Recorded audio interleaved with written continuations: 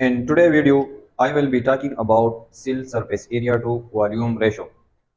Previous video में मैंने already ये एक्सप्लेन किया था कि सिल एक ओपन सिस्टम की तरह वर्क करता है। एक तरफ से हमारे पास कुछ मटेरियल सिल को आते हैं तो दूसरी तरफ हमारे साथ कुछ मटेरियल जो है सिल से जाते हैं। अब हम एक न्यू टॉपिक को इंट्रोड्यूस कर रहे हैं। इस टॉपिक को हम 3 पार्ट्स में एक्सप्लेन करेंगे। ये टॉपिक जो है एक कंफ्यूजन टॉपिक है अमंग द स्टूडेंट, लेकिन हम इसको बहुत ज़्यादा सिंपल और डिटेल से एक्सप्लेन करेंगे ताकि आपको इसकी अंडरस्टैंडिंग हो जाए। So today our topic is cell surface area to volume ratio. अब हम इस टॉपिक को समझते हैं।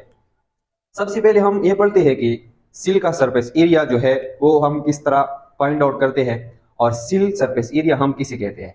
फिर हम ये पढ़ते हैं कि हम सिल वॉल्यूम किसको कहते हैं और सिल की वॉल्यूम को हम किस तरह फाइंड आउट करते हैं। इसके बाद हम ये पढ़ेंगे कि cell surface area to volume ratio जो है ये हमारे पास क्या है। ये मैंने एक सिल का डायग्राम जो है ये ड्रा किया है। अगर आप इस डायग्राम को देखें तो ये मैंने एक प्लांट का सिल लिया है एज एन एग्जांपल। अगर आप इस बाउंड्री को देखें तो लेट्स सपोज ये हमारे पास इस सिल का है सिल मेम्ब्रेन। तो हमारे पास सिल का जितना भी सरफेस एरिया होता है तो वो हम सिल मेम्ब्रेन से काउंट करते हैं। अगर हम सिल मेम्ब्रेन को ओवरऑल मेजर करें तो इससे हमारे पास जो वैल्यू आएगी इसको हम कहेंगे सरफेस एरिया ऑफ द सिल। सरफेस एरिया ऑफ सिल को हम फाइंड करेंगे सिल मेम्ब्रेन से। दूसरी बात हमारे पास है वॉल्यूम। इस सिल के अंदर जितना भी स्पेस है इन सारों से हम जो वैल्यू फाइंड आउट करते हैं इसको हम कहते हैं volume of the cell. Volume bounded by internal region. Cell का इंटरनल जितना भी रीजन होता है इससे हम सिल का जो है वॉल्यूम जो है वो फाइंड आउट करते हैं। दूसरी बात हमने ये भी की थी कि सिल को जितना भी इनपुट में जो कुछ आता है और सिल से आउटपुट में जो कुछ जाता है तो वो सारा प्रोसेस भी हमारे पास सिल मेम्ब्रेन के थ्रू होता है। तो cell surface area to volume ratio की टॉपिक का बेसिकली मीन जो है वो क्या है। The shape of sill are designed so that it increase its surface area to volume ratio। हमारे पास सिल जितनी भी शेप में है, हमने ऑलरेडी बताया था कि सिल की शेप में हमारे साथ वेरिएशन है। सिल मुख्तलिफ शेप में हमारे पास मौजूद है। कुछ सिल इरेगुलर होते हैं, कुछ सिल हमारे पास स्पाइरल होते हैं, कुछ सिल हमारे पास क्यूबॉइडल सिल होते हैं, कुछ सिल हमारे पास रेक्टेंगुलर शेप में होते हैं। तो हमारे पास हमारी बॉडी में जितनी भी सिल की शेप है तो वो शेप जो है ये इस तरह डिजाइन हुए हैं, वो शेप इस तरह बने हैं कि इस शेप ने अपने सरफेस एरिया और वॉल्यूम की रेशो को इंक्रीज किया है। अगर आप जितनी भी सिल देखें तो सिल ने अपना एक ऐसा स्ट्रक्चर बनाया है जिसमें उसका surface area to volume ratio जो है ये हमारे पास ज्यादा है। रेशो हम किसे कहते हैं, जब हम एक क्वांटिटी को दूसरी क्वांटिटी पर डिवाइड करते हैं तो इसको हम रेशो कहते हैं। ऑलरेडी हमने एक्सप्लेन किया था।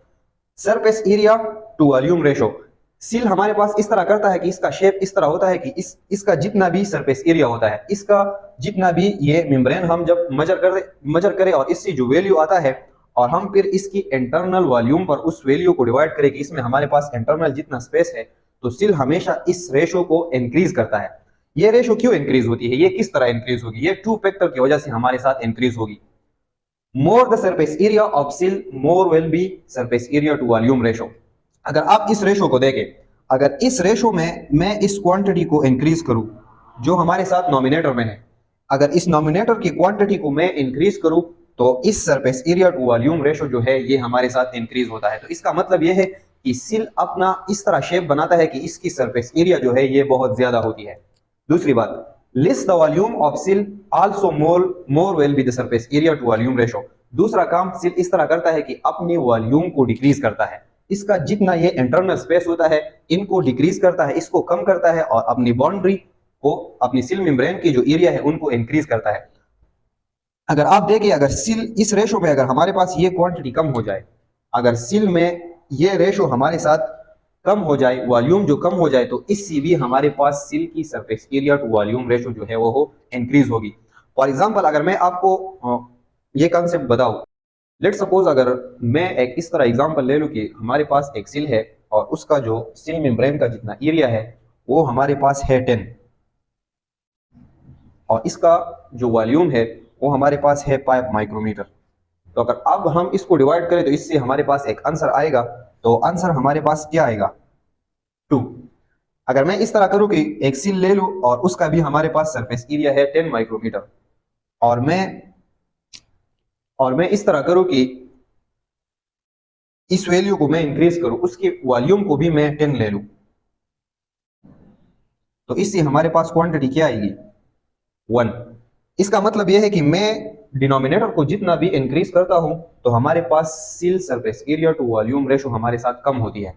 या हमारे पास डिनोमिनेटर 5 था तो इससे हमारे पास cell to surface area to volume ratio हमारे पास 2 आ गई।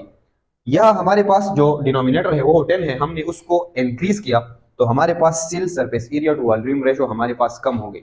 अगर मैं इस तरह अब एक और एग्जांपल दूं और उसमें मैं वॉल्यूम को कांस्टेंट रखूं, अगर हमारे पास एक सिल है, उसकी सरफेस एरिया हमारे पास है 10 माइक्रोमीटर और उसका वॉल्यूम भी हमारे पास है 5, तो इस केस में हमारे पास क्या होगा, इसका surface area to volume ratio हमारे पास आएगी 2।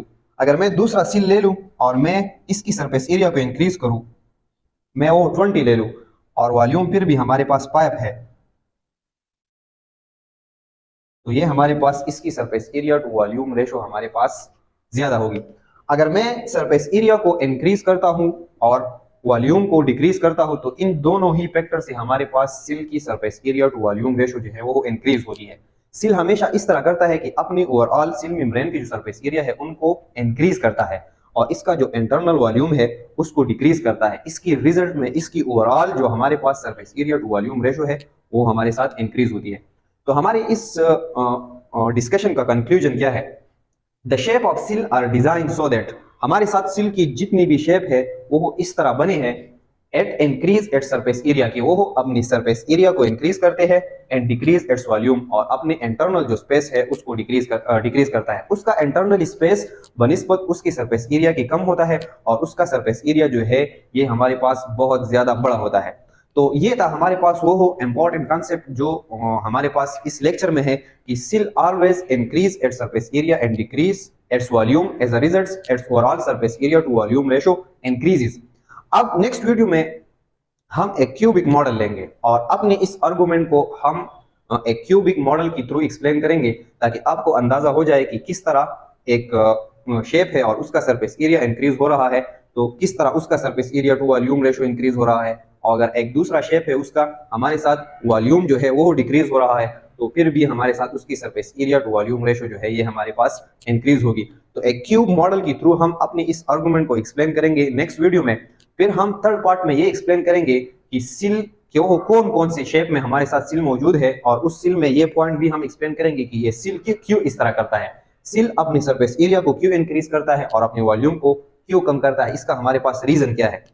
Today we briefly introduce that the surface area of sill is more as compared to its volume।